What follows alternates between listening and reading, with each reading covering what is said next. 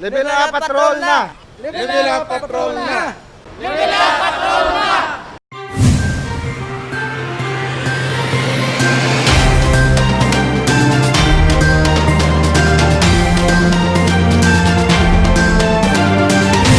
Mga naka-quarantine sa pasilidad sang Iloilo City, suportado ang ilang mga kinahanglanon magalin sa mga pagkaon, vitamins, kagiban pa nga mga supply. Pito na kaadlaw sa quarantine facility si Kate. Nagpositibo sa COVID-19 apang asymptomatic. Samtang yara sa pasilidad, kinasiguro sini nga mahatagan sang atensyon ang iya ikaayong lawas. Gani may mga aktibidad siya nga ginahimo. Firstly, nagatulog ako 8 hours. Ginasure ko nga makatulog ako 8 hours a day. Tapos, so nagatulog ako early, wala na ako gapulaw. And then, bugtaw ko early man para makakita sang syempre sa sunlight needs ang aton nga lawas. Nagapainit gid ako everyday. Tapos, little tungod sa YouTube, may little exercise ako ba gina-follow nga daily routine ko dihalin start nga nagsunod ako diri. And then may ginahatag ang city government sa mga prutas kag halin man sa family ko may ko day. So ay gid adlaw nga wala ko gakaon sang prutas kag gina-make sure ko gid nga damo inom ko tubig, tapos wala gid ginakalimtan ng vitamins naton. Kag ang panggawi naton gina-secure ko na nga limpyo. Dako ang pasalamat ni Kate sa suporta na ginahatag sang lokal nga panguluhan sa mga kasubong niya nga yara sa quarantine facility. Nagapasalamat gid ako kag I know hindi lang man ako bilang patient sa aton quarantine facility. Very thankful gid ko sa city government kay gina-provide ng aton nga kinanglanon. Kag hindi lang man kinanglanon is sobra-sobra pa sa aton kinanglanon, especially kay Mayor Jerry Petrañas. Since day 1 sa pandemic nga ni ay gid nagapahuway nga maghatag sang service, ang full service sa kada tagsa sang Ilonggo sa syudad sang Iloilo.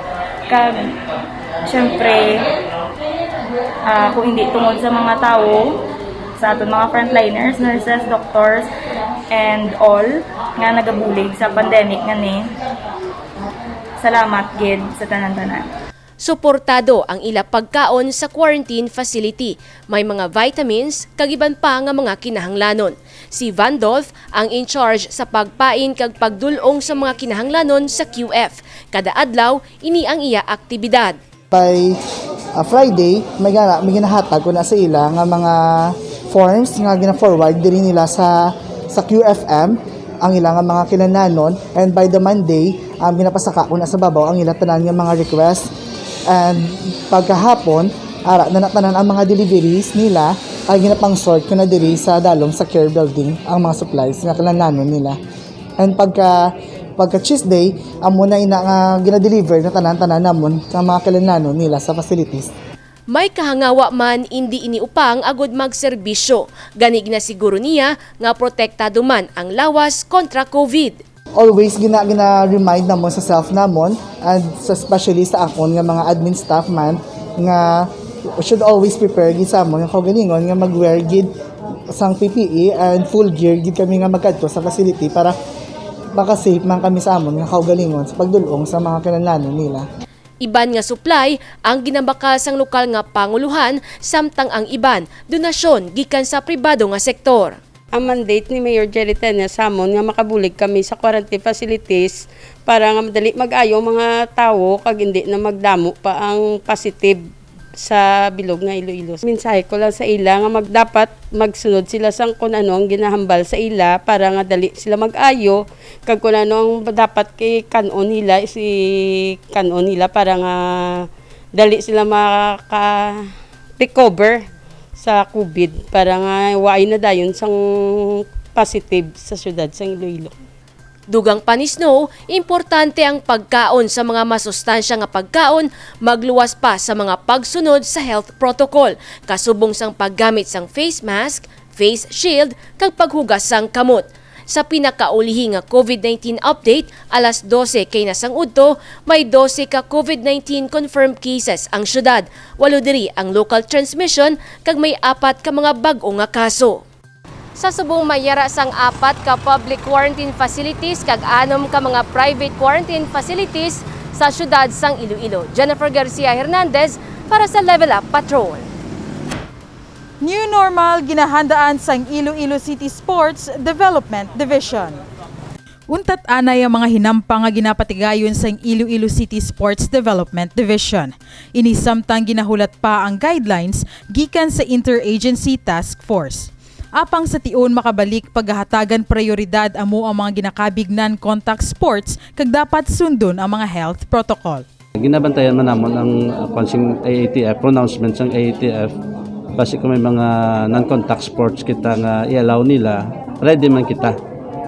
May ara kita subong gani nga upcoming lawn tennis tournament citywide.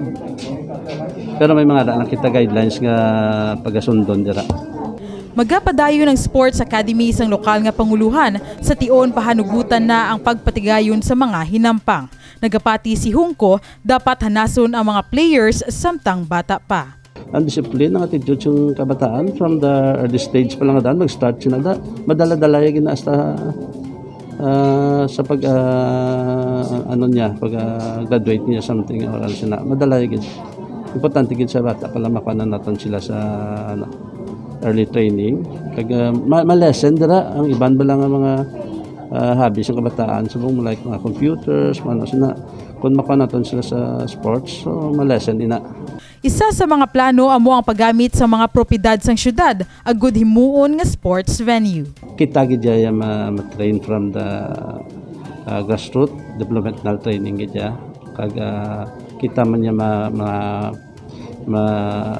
produce gid sa ila gusto gid naton i-maintain kaya nga para sa at the end bala masiling ang proud ang city nga maging ubra ang city nga athlete player best athlete trained by the city. Antes pa man ang pandemic, nasuguran na ang Sports Academy sang lokal nga panguluhan. Sa madugay na nga tion, nakaprodukto na sa mga kilala nga sports personality ang Iloilo City, pinaagi sa sports program sini. Carmela Rodrigo para sa Level Up Patrol. Pinakauna nga dialysis center sa Barangay East Baluarte Molo magahatag sang libre nga serbisyo sa mga benepisyaryo sa tion nga magbukas na. Natapos na ang konstruksyon sang Iloilo City Dialysis Center. Diri libre ang dialysis para sa mga pigado nga pasyente sa syudad. Ginasugudan na ang pagbakal sa mga machine para sa sentro. Sa tion makompleto, magasugod naman sila sa pagbaton sa mga pasyente. Ginahulat na lang naton ang aton dialysis machines. Ginasugdan na subong procurement para sa dialysis machine naton.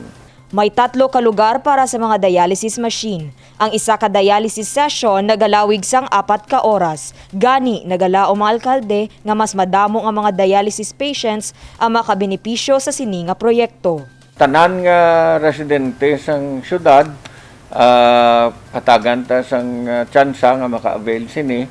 Ang importante gid siguro masugod kita sa nagakinahanglan gid sa mga pigado gid. May gintrain na nga mga nurse para sa dialysis center. Magluwas sa Baluarte, plano sang alkalde nga magpahamtang man sang dialysis center sa Haro kag iban pa nga mga distrito sa syudad. Bisan pa nga may pandemya, luyag sang amay sang syudad nga padayunon ang iban pa niya nga mga programa. First of all, nalipay gid kita nga sige-sige pa mga programa kag proyekto ta. Sa buwas nga adlaw may groundbreaking kita sang aton nga command center dira sa Gaisano.